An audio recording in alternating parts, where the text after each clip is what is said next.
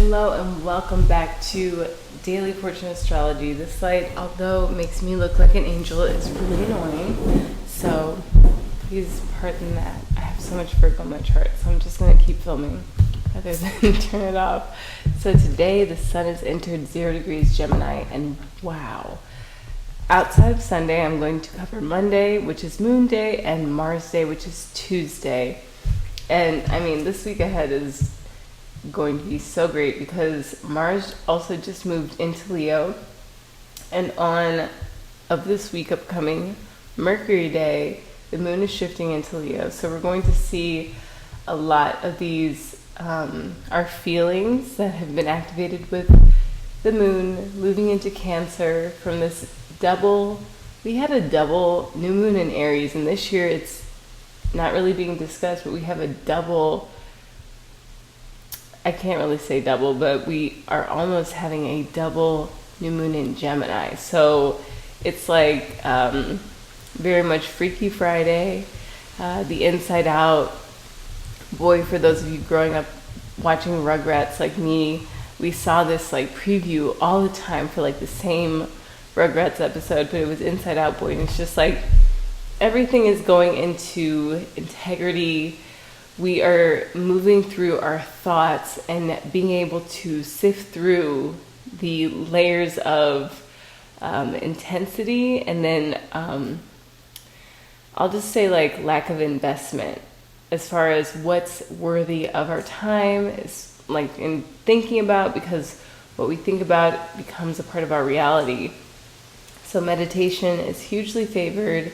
Taking steps towards fulfilling our destiny are going to be so exciting this Gemini season due to the Freaky Friday double new moon in Gemini following that eclipse that we had in Scorpio, full moon eclipse. So we see our realities shifting, we see things changing. And today for Sunday, we are technically with Elias Lonsdale's inside degrees at 30 degrees Gemini, which is a snake at rest on a rock in the sun.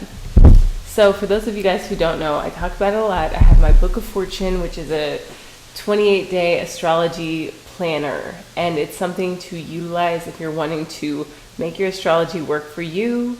There are affirmations, there are pointed questions, and it's a study guide. So you actually do need to do the day-to-day research, which you can do on your own. But in this format, it's a downloadable purchase. You're going to be able to keep track of what's going on for you day to day throughout this 28-day cycle. And today I was able to activate the cycle of Gemini, which is where my third house is with Placidus astrology, which from astrologers who I know and love, they said it's the you wish astrology. And from like hearing that, I just really have to go into my birth chart a lot more deeply, because with the equal system, the seconds end up being a bit more crucial than they are with Placidus. So I actually have, my 6th house has my sun, and from there it's my 7th house. And I'd seen this chart before, but it was something I didn't really want to see. I wanted the excitement of Placidus, which is almost akin to the placebo effect that Vedic astrology gives people. And while I think we'll all find out one day, I enjoy studying tropical astrology. So whether that's Placidus or equal, it's giving earth time to the sky, not sky time to the earth, which is what Vedic astrology is. I use Vedic for the day-to-day energy because I do believe in planetary influence for the day. Whether you're on earth or in the sky, we're working mutually together as the weeks go by. So today being Sunday, that snake resting on a rock in the sun, I actually went to a cliff. I went down and was able to sit right on the water. And as I was sitting there, I had to remember that I'm on a million-year-old rock in the middle of the Pacific Ocean. And that is as close as I'm going to get to being like in an underwater cliff, which is my fortune degree. And this year we have a new moon on my degree of fortune, which is my younger sisters who are twins, Gemini twins. That's their birthday. They turn 30. They're finishing up their Saturn return. And honestly, it's a really big year for us. And I sense that after today seeing an octopus literally walking, like it was transparent because it could see me, and I just caught it. And I was like, where did it go? Because it was so cool. I wish I could have gotten a capture of some kind. I have a mental memory of it, but it was walking on the rocks with its 8 legs, and it was so cool. It was not at rest, but I was at rest. So I feel that the Shakti, the Kundalini, the life force energy that was able to course through me in this moment of just profound, just awe, lit me up. And it also allowed for me to really open up intuitively. Any time that you can go and sit by a body of water, especially if you get the prompting to, it's going to relax the mind enough to let the subconscious and the guidance from the subconscious come forward. Because remember, time is only linear from our human perspective. From the sky, our angels are always looking over us, always ready to assist us. And as we tap into our intuitive knowing, we're harnessing our intuition, and we're manifesting based on this knowing that cannot be taught. It has to be felt.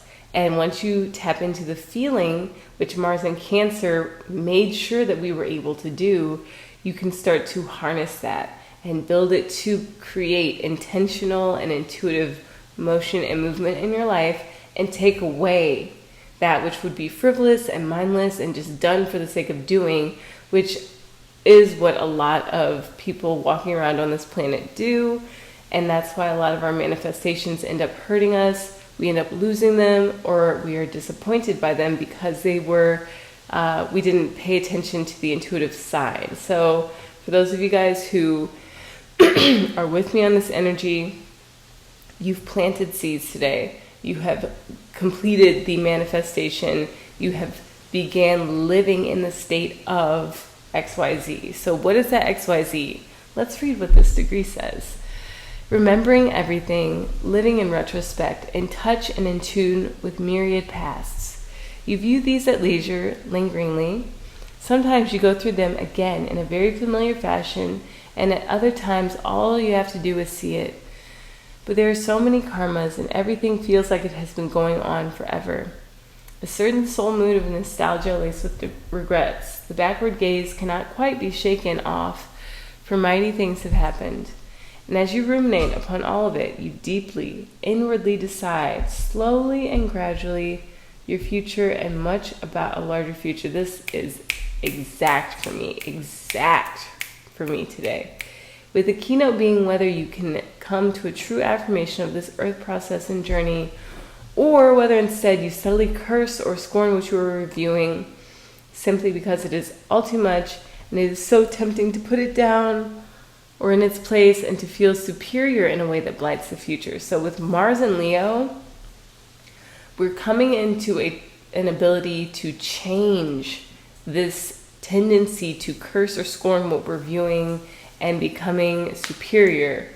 Leo in its shadow can be a snob, it could be a glutton for attention, it can be a narcissist, it could be self-absorbed, self-obsessed. A lot of people with Leo in their 12th house or Leo rising, they might give main character energy, but they're often the antagonist in the story. I've known and loved many of these people. So I think it's really important to shed the skin that would restrict our feeling capacity, because again, that will blight the future. And for those of you guys who are ahead, I know that it's the end of Sunday today. This is all just for your reflection so that you can kind of get to the bottom of what events may have occurred on Sunday and harness that intuition to continue to build with what is serving your manifestation and to relinquish fully that which you are ready to. So again, let's move ahead to Moon Day. The moon just shifted into Cancer, so it's in early stages of Cancer, and tomorrow I'm guessing it will be at about 10 degrees. Ooh, a violent hailstorm. Let's read that one. And the moon, as it moves through every degree, you can honestly, if you bought the book by Elias Lonsdale, do the flip test. It's a form of divination where you meditate maybe with the crystal in the book or your prayers before you open the page, and you can kind of go to that chapter and see what comes up for you. A violent hailstorm. And I have the book right here, for those of you guys wondering. Great disruption serves long-term continuity. By submitting yourself periodically to excruciating soul ordeals, to severe tests and trials, you make sure that your destiny is self-renewing. You pull in all these junctures, what is alien or strange or far removed from your own way of being. By suffering the imposition of the dark stranger, you completely shake up all smug structures. So much of your life is keyed into enduring under onslaught, being able to form yourself into one who can encompass absolutely anything.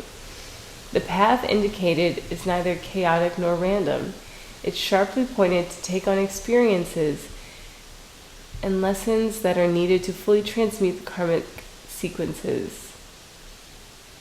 You have a core commitment to tackling the hard stuff with a fury of intent that is just enough to make the whole thing work, revealing that you can do the impossible if your will is singular and your inner strength to go the distance is as solid and as real as any obstacle, and even more so. So I went to an amazing concert, story time, and there was a violinist, and he, I could tell, was playing by ear to accompany this amazing singer. Like, they were just a duo from heaven. It was such a treat to watch them perform. And as he was playing, something from a Mother's Day bouquet, this was at a church, and it was like all the more cool because of the acoustics. And one artist who opened the show, he said he was also a violinist, and he's like, I feel like I'm playing my fiddle inside of a large violin. And this violinist, he was older, and he was a silver fox. He was just an amazing human being. Picked up the plant and then continued to play, and I knew I was with the right people, because the way you do one thing is the way you do everything. So the more that we are willing to hold ourselves through X, the more we can hold ourselves through Y, and thus Z is also a state of being held. And I'm finding that the more I'm willing to pause, to look into my own eyes, to give myself that extra shower, to not skip over the way that I'm feeling, I get that 1,000-fold in return, because it's like I'm setting the expectation, and it's no longer a question of whether or not I deserve what I deserve. Because when we don't give ourselves what we are deserving of, we are allowing for the rest of our field to be that mirror to remind us, hey, you have something that you have to attend to, and it's you. And for so much of my life, I'm sure my other empaths watching this, I was wanting to give to others before giving to myself, and I was always without. Like, it got to the point where I was like so in poverty because my energy was crying for me to tend to myself, to take care of me. And then once I started doing that, which I really didn't get it, I was like, what does this even mean? I got several of the same readings from different tarot readers, and they just said, one of my favorites, the Big Body High Priestess, she's on my suggested channel. She said, when you love yourself first, you're just going to attract it. And I found Josiah Brandt, who read Neville Goddard's work, and Neville Goddard has said, if someone does something to you that is not right, you have to pretend that they never did it. Like, trick your consciousness into believing that no one would ever do that to you, because our field is creating what is coming to us. So as we lie in wait for approval and acceptance and love and affirmation and validation from others, if we haven't given that to ourselves, we cannot expect those things. They are not going to be a part of our reality. But once we start to behold ourselves as worthy, beautiful, loving, Mars in Cancer just activated all of these states of awareness, which Sensei Christopher talks about with Sirius Joy. So when the moon hits 10 degrees, no matter where you are in the world, we are going to see some things manifest from the cycle of feelings that we have come into. So with Mars now in Leo, it's naturally the fifth house of joy and our inner child. Like, I just got this amazing necklace from my husband.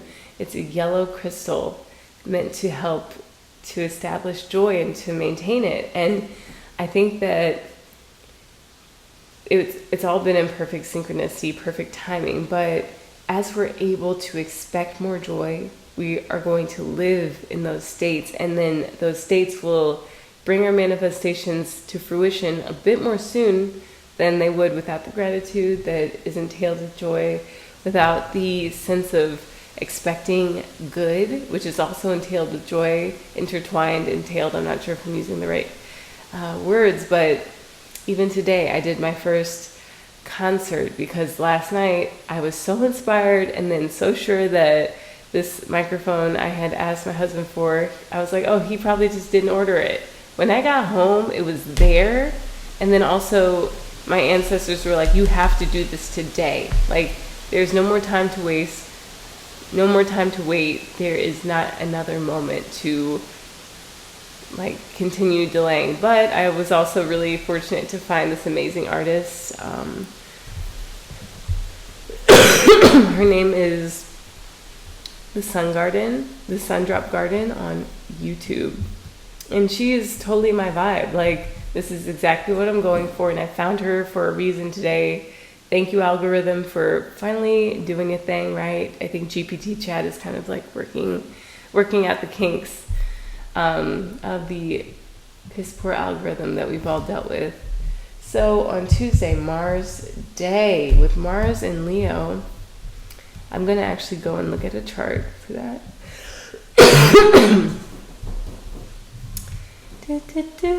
That'll be the 23rd.